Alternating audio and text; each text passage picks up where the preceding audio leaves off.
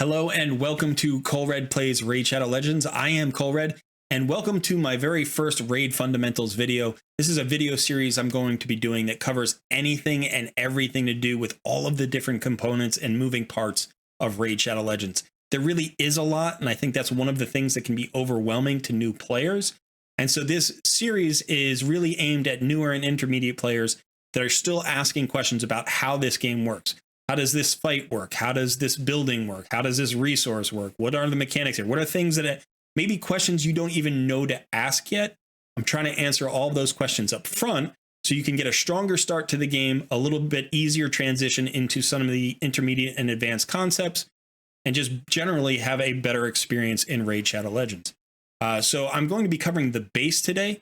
I'm going to do kind of a quick overview. I'm not going to get into the depths of each building here and all those different things, but I'm going to cover all the buildings, all the resources, all the icons, all the tabs. I'm going to cover everything to do with the base. Okay, so let's get started.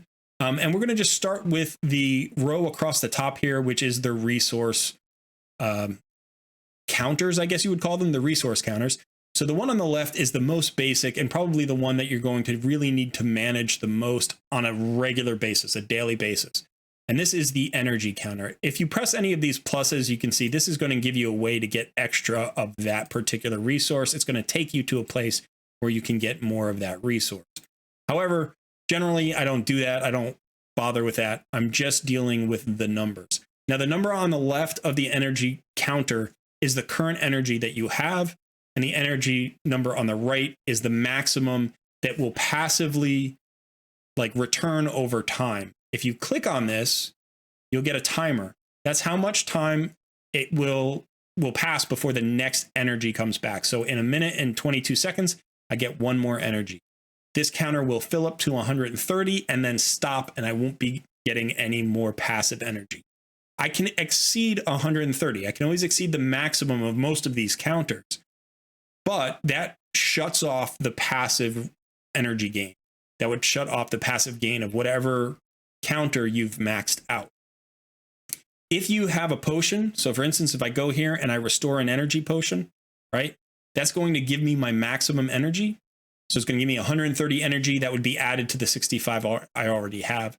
So if your energy is not maxed out at 130, which happens around level 60 or 65, I think, then you want to, be careful about spending those potions, especially early on, because every level that you go up, every account level that you go up here, so whether you go, from level 1 to level 10 to level 12, 50, whatever it happens to be, you get more energy as a maximum. So the maximum energy goes up per level. Okay, let's talk about the silver now. Silver is going to be a resource you're never going to have enough of. You're always going to want more silver. You get a reward of silver for most fights. When you finish a fight, whether you win or lose, you generally get silver. You get silver as rewards for events and stuff like that as well. And you can make silver by selling gear. There's going to be a lot of things to spend silver on as well. So this is a resource you're always going to be looking at that number and wondering, what do I need to do with it?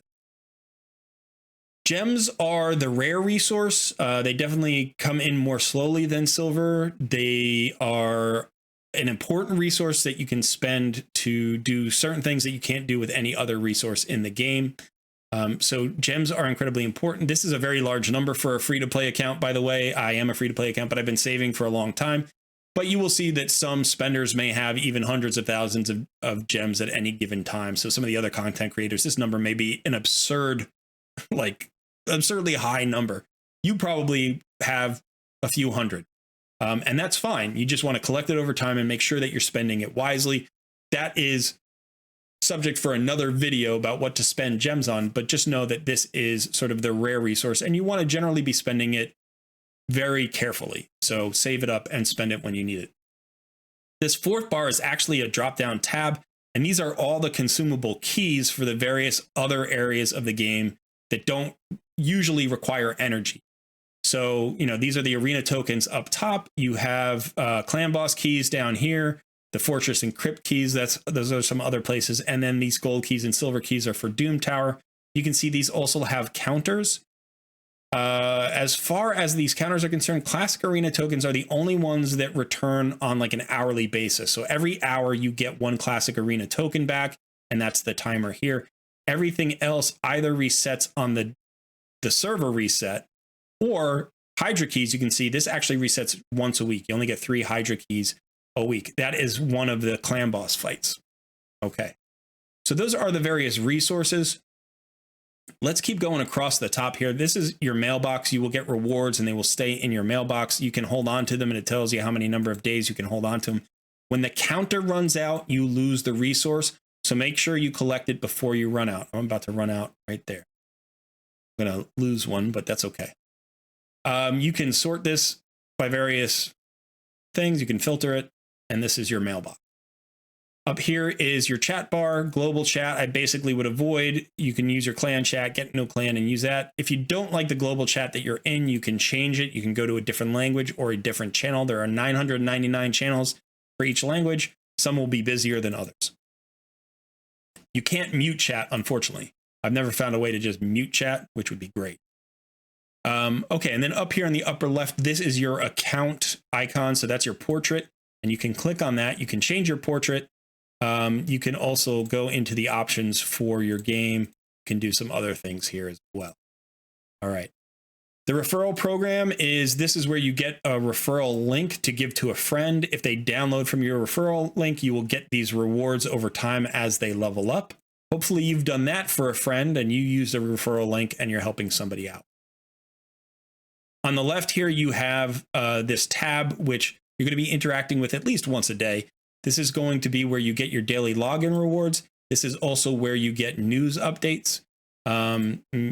You could also put in promo codes here. There are also some FAQs and guides, and these are not bad. These actually take you, if you have some questions that are not answered, like in a video like mine, and you don't mind reading, you can go in here and find the FAQs.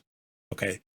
Down here on the bottom left is Call of the Arbiter. When there's a special announcement, there may be a symbol that comes down on the bottom left. It's not always there. Sometimes it'll disappear, but often when there's an event going on, that's where it'll be. The shop, there are several different tabs of the shop. You can buy for real money. Sometimes you get free things. These are free shards.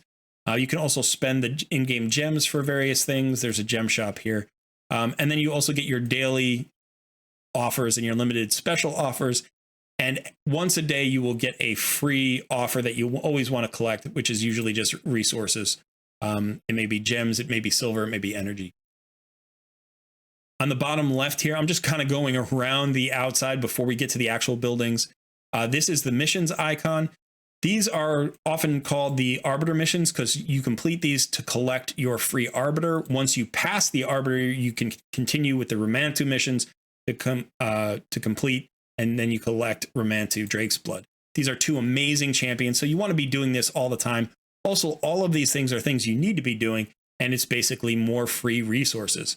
So you do want to preview a little bit as you go to see what missions are down the line in front of you, because some need to be completed when you've unlocked that particular mission. So for instance, if you look at this Forge mission, it says craft 10 chest plates at the Forge using chestplate charms.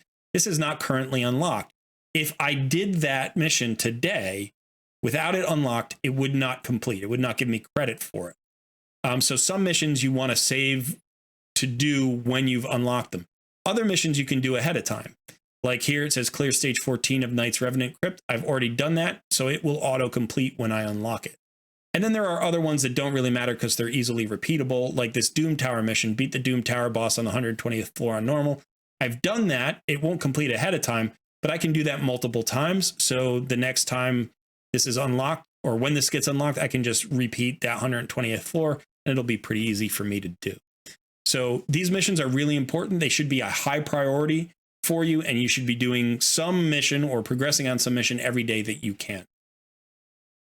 Next are quests. These are also extremely important. You have daily quests. You can see every day that you complete, you also get, if you do every quest, you get this bonus of gems and XP. That's nice. If you do that 5 times, you get the weekly quest, and you get a nice shard here, an ancient shard, plus an additional couple of potions. If you do that 30 times, if you do the daily 30 times, you get a void shard, and then you can complete all the monthly quests and get a sacred shard here. So I think that this quests tab is the thing that you want to be checking in every day multiple times to make sure that you're completing and getting all of your daily resources. The advanced tab will open up, I think, at level 30 or 40, and then it's basically a second set of daily quests. And you can see the progress bar here actually gives you 5-star chickens, an epic tome, and a legendary tome. You can complete this if you don't miss a single day. You can complete this something like every 25 or 26 days. So this is a good way to get some extra resources, and it really does add up over time. Okay, here's your clan button. You have all your different tabs. You can interact with your clan. The things you want to worry about are clan quests. You can collect these. If you complete these every week, you are rewarded with clan gold. You can spend the clan gold in the gold shop, the clan shop. And probably the best thing to spend your clan gold on early on are these revenge accessories. They're guaranteed 5-star, which is really hard to get when you're early on in the account. Probably the first 3 or 4 months, you're going to struggle to get accessories that are even close to this good. And also there are revenge accessories, which give you a chance to counterattack. So they're even better than normal accessories. They are randomized in terms of what accessory you're going to get and what faction you're going to get, but definitely a good place to spend your clan gold. The index is basically the menu that contains all of the champions in the game. So you can see there are currently 15 factions in the game, and you can just go ahead and click on any faction. And these are all the champions in that faction of every rarity, down from common all the way up to legendary. If a champion is grayed out, it means you have never collected that champion, but you can still go ahead and look at them in the menu. It'll give you a rundown of their skills, their base stats, and if you have any champion skins, you can also look at the lore if there's lore, and you can look at the reviews from the community. If it's highlighted, that means you've collected it at least once, but it doesn't necessarily mean you currently own the champion, because if you've used that champion and consumed it in some way or deleted it in some way, then it will still be highlighted here, but you won't actually have it. All right, and then here's your champion pool. I'll get to that in a minute because that actually is fairly complex. Let's go down the right side then. I think we've already covered, yeah. So the tournament and event icons will almost always be there. There are rare times when a tournament is not going on or an event is not going on, and these will disappear. But almost all the time, there is a tournament or event going on. Simply click on the icon and it'll bring you to a list of all the tournaments that are currently happening and the tournaments that recently finished. You can go into the tournament and then go ahead and check out what the rewards are. The column on the right side here are rewards that anybody can get for collecting the requisite number of points. So if you get 2,750 points, you get an epic book. These are really good things to do because epic books, and if you like epic tomes and legendary tomes, can be difficult to get, but these are basically free. All you have to do is collect the points. If you want to know how to collect the points, click on the info and it'll tell you how to collect the points. In the middle of the screen is the leaderboard. There are additional rewards, in this case for the top 10 finishers in this tournament. So you can see I haven't even started this tournament yet or tried to do this tournament. I have 0 points, but you can finish and get additional rewards here. So picking tournaments that you're highly interested in and then going all in is a good way to not only get the rewards on the right hand column, but to get potentially a top 10 finish. The same is true of events, but basically the menu works a little bit differently. It's set up more horizontally. You're not competing against anyone with an event. You just collect the points and then you get the rewards. And if you want to know how to collect the points, it just shows you here how to. Finally, you have this offers tab. It'll bring you to the shop. This is just the time sensitive offers for real world money. So you can see this offer will last for 14 more hours and then it'll disappear. So that is what this icon is for. It basically changes depending on the offers that are currently on the table. The hourglass is your daily rewards. These are free rewards you get for playing up to 180 minutes. You don't have to be doing anything to collect these rewards. If the game is on and running in the background, the timer is counting. So you always want to have the game open for at least 3 hours a day at some point on your phone, on your computer, on your tablet, and you get these free rewards. And then in the bottom right is the battle tab. This will take you to the menu where you can select all the different types of battles that are in the game. Not all of these will be unlocked immediately. You will have to unlock them. You start with the campaign, and then you I think you unlock them in order. And I think Doom Tower might be like level 40 or 50 before you can unlock that. And yeah, so you can just go, and this will bring you to a different menu. This will bring you to the dungeon menu. And then you can go back to the Bastion here, which we're just calling the base. And so that's the battle tab. Now let's talk about the champion tab really quickly. This will probably be the subject for an entire video on itself, but this is where you can interact with your roster. Obviously, you have all the gear on this side. You can see the skills, the masteries, which is another way to customize your champion and make them more powerful.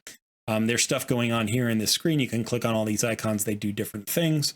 On the left, you have your roster. You can change the view of the roster so you can sort more easily, see more champions at a time. That roster can be increased if you go all the way down to the bottom. You can click on this plus sign and pay whatever currency you want to add 10 slots. You also have vaults. There are 2 vaults. There is the Master Vault and the Reserve Vault. This is just storage for more champions. And again, at the bottom, you can add the plus sign or click the plus sign to add 10 more slots. The difference between the Master Vault and the Reserve Vault is that you can have geared champions that have artifacts on. You can have them in the Master Vault. So you can see here, she has gear on. In the Reserve Vault, you cannot have gear on. So if you try to put a champion with gear into the Reserve Vault, it will force you to remove that gear. So obviously, there's a lot of storage for champions. You can see I have several hundred champions, and there are many, many champions in the game, so you're going to need to use this storage. Okay, so that is it just for the icons and the buttons and the timers that are going around this screen. Now let's actually jump into the buildings. So there are several buildings that you will unlock early on, I think at level 6, and we'll start with those because those are generally the most important. So the first building that you have is just automatically unlocked at level 1, and that is the portal. This is where you use shards to summon champions. There are different rarities of shards, and you can see which types of champions you can get from each shard. If you want to know drop rates, go over here, and you can see the drop rates for the different types of shards. If there is a summoning event going on, that will be at the bottom of this screen. The right tab also gives you an option for the permanent fusions. There is a Razin permanent fusion that once you complete, it disappears. These Relic Keeper and Broodmaw fusions are repeatable, so you could do them multiple times if you want. But this is a way to get some free champions. You collect these champions, and then when you get them all, you can fuse them into a stronger champion. There are also fragment summons. These are champions where you collect 100 fragments, and then you can summon those champions. The nice thing about this is you can hold on to them for a while and then summon them during an event or a tournament where it's more advantageous to summon them. That's why I have some completed champions that are still sitting here in the portal. Okay, so that's the portal. The next building that you'll unlock is the Tavern. The Tavern is a really important building. You're going to spend a lot of time here. This is where you level up and skill up your champions. So there are 4 things that you can do here. You can upgrade levels, which just means, if I want to take this champion from level 6 to level 7, I can consume either other champions or potions in order to do that. And you can see the XP bar increases. Generally, you want to use a potion that is the same color, the same symbol here as the champion that you're upgrading. That's called affinity, that symbol or that color. So this is a void affinity champion, so I would use a void affinity potion, and I would get a lot of experience from it. You can also upgrade rank. You can only do this for champions who are at maximum level of their stars. So I have a 2-star champion here at level 20. He is now qualified to be promoted, to be upgraded to 3 stars. So I have to consume 2 2-star champions. I'm generally going to just do level 1 champions here, and I'm going to consume them, and he gets promoted to 3 stars. If I have a 4-star champion, you can see it requires 4 4-star champions, but you can also use chickens as substitutions. So you can use a 4-star champion, or you can use a 4-star chicken, and either one would work. And I need 4 of them to then turn her into a 5-star champion. You can also upgrade skills. Every champion has skills. They are the abilities that you use during combat. And if you click on one, you can see okay, I have 4 additional levels. So it always starts at level 1, but I can unlock 4 additional levels of damage here. That would take 4 skill tomes. The skill tomes required are at least as high as the champion's rarity. So I need a legendary skill tome for a legendary champion. Anything that's grayed out, I haven't unlocked yet. I would just click there, I would consume it, and then it would go randomly into a skill. Now, in this particular case, all my other skills are maxed, so I know that the next book will go here to level 4 damage plus 10 if I wanted to do that. But if all of these are still empty, the book is just going to randomly go wherever it goes. Finally, you can ascend champions. So if you have a champion who has yellow stars, you can turn those into purple stars. Purple stars increase your basic stats. However, the third purple star is the most important. So if you have a champion who has not 3 stars, let's say we'll look at, so like one of these champions. Let's look at this champion. So this champion only has 1 purple star. But if I ascend her, now she's going to have 2 stars. So her stats have gone up. But at level 3, at the 3rd star, she's going to gain a new skill. And this is fairly typical. Most champions will either gain a new skill or unlock a better version of a skill at 3-star ascension. So that is something to pay attention. Okay, and that is it for the tavern, except the potion mixer, you can actually turn weaker potions into stronger potions if you need to ascend champion. Okay. The third building you'll unlock at level 6, I think, is the Great Hall. These are permanent bonuses that you can purchase with arena medals. And those bonuses, like I said, are permanent and they will last in every fight, every combat in the game, every area of the game. So you can click on any of these bonuses. Let's say we click on attack. These are affinity based. So this row here is only for magic affinity champions, but all magic affinity champions of every rarity that I own will get this bonus. On the right hand column here, it shows you how many medals of what type I need to get to the next level and what that bonus happens to be. If I'm here, it tells me basically what my collective bonuses are. So on the right hand column here, it tells me how many arena points I have, what the collective bonuses are, and then my win losses in arena, 90% win rate. Yeah, and my arena, my current tier, which is gold 5. So this takes arena wins in order to win medals. You want to be doing this because it gives you a permanent bonus and just makes your roster stronger. So that means you want to fight arena. Arena is relatively easy to fight. You know, I'll do another video on arena. You can definitely look into that and get started because you want to be doing that every day so that you can build up your Great Hall. If you go from affinity bonuses to area bonuses, these medals are gained in live arena, and they give you bonuses that apply to specific fights. So these aren't universal bonuses. So that means the Demon Lord bonuses are different than the Spider's Den bonuses, and you have to level those up individually. But this is not affinity based. This means every single champion that you take into Spider's Den would get these bonuses, and every single champion you bring into the Demon Lord battle would get these bonuses. Okay, let's talk about the Forge. The Forge is where you can create your own gear. You collect these resources usually in Faction Crypts or in Doom Tower. You can also get them as rewards for certain events and tournaments. There are a whole bunch of different sets here that do different things. They require different resources. The resources have different levels of rare, epic, and legendary. And the rarity of the resources will determine how many stars that you can actually go for. So for instance, if I want to go for 3 to 4 star gear, I just need the rarer materials. 4 to 5 star gear, I need rare and epic materials. And 5 and 6 star gear, I need the epic and legendary materials. And then you always need these Magisteel bars for every single piece, and you can get those from several locations. This is a great place early on to get some powerful gear. You can usually get 4 and 5 star gear relatively early on when you can't get it from dungeons, especially 5 star gear. So this is a place that you want to consider early on in the game, but it's going to continue to be valuable even into the late game. Okay, let's talk about the market really quickly. The market is not particularly important. You're going to start, I think, with 6 slots unlocked, and then you can pay to unlock the other slots. The thing that you want to buy here most often is mystery shards. Occasionally, you may find a 5-star piece of gear that's decent, or you may need to pick up a champion if you need one in a hurry for a particular reason. Let's jump over to the Guardian Ring. The Guardian Ring is actually fairly complex. It has several tabs here, but the first 2 tabs are the ones you're going to interact with the most. The last 3 you can just forget about for now. It's not going to be important for a really long time. But the Sparring Pit is a place where you can passively gain experience over time. You need to unlock each of these slots. You can see I've unlocked 2 of 3 possible levels here for each slot. I would not do that. That was a mistake on my part. Just unlock the first level. That's all you need. Okay, the first level is by far the most efficient, and it's going to give you the best return of investment. It does take gems to unlock.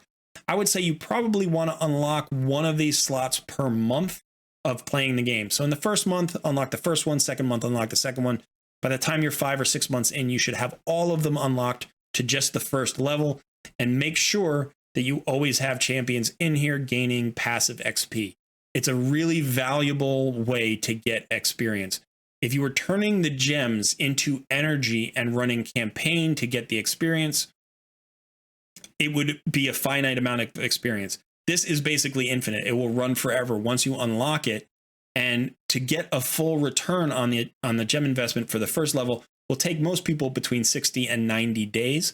So somewhere in 60, 70, 80 days, you will actually surpass the amount of experience you would have got based on spending gems on energy. So this is a very efficient way to get experience over the long haul. Speaking of resource return, let's look at the mine here. The mine is passive gem gain. So this is just, it's an income of gems, basically. For each level that you unlock, you have to pay, I think, 500 gems. You will recoup those 500 gems in 100 days exactly. So it doesn't matter which level you take it to. If you take it to the 3rd level, if you spend 1,500 gems, you'll get all 1,500 back in the first 100 days. If you just do it 500 at a time, it doesn't matter. 100 days from the time you unlock that level, you'll have all your gems back. Finally, we'll go to the Altar of Souls. This is the last building here. This is the newest building, and it is the most, I don't know if it's the most complicated, but it is a fairly busy building. Basically, what you can do is you can awaken champions. So if you have a champion who is the yellow stars are just your basic stars. Then you get your purple ascended stars, and then you can get red awakened stars, which is just another way to power up a champion. When you've awakened a champion, you have an opportunity to pick a blessing on that champion, which is a skill that you have to be awakened to get, and then it's basically an additional power. So I'm going to go ahead and go check out that champion that I just awakened. I guess it doesn't matter. I can use any awakened champion, actually. So yeah, we'll just use this one. So I go over here to skills, and you can see there's a blessing down here. And then there are all of these different blessings that you can choose based on the rarity of your champion.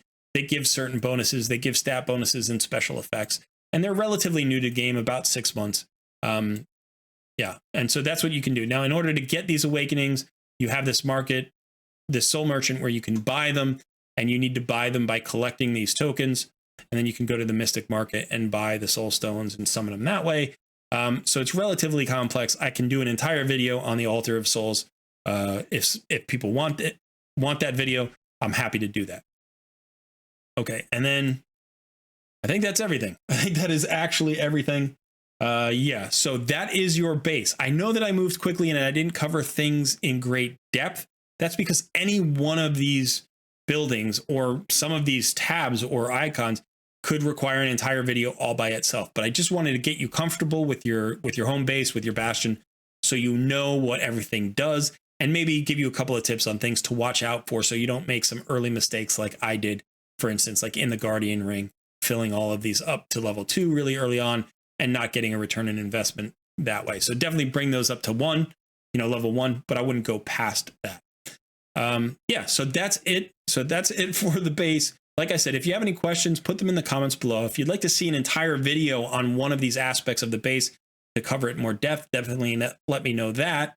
Or if there's just something that you'd like to clarify, a really quick question that I can just maybe answer in the comments, that would be great as well. All right, well, thanks for hanging out. Like I said, I've been Colred, and good luck out there. I'll see you in another video soon.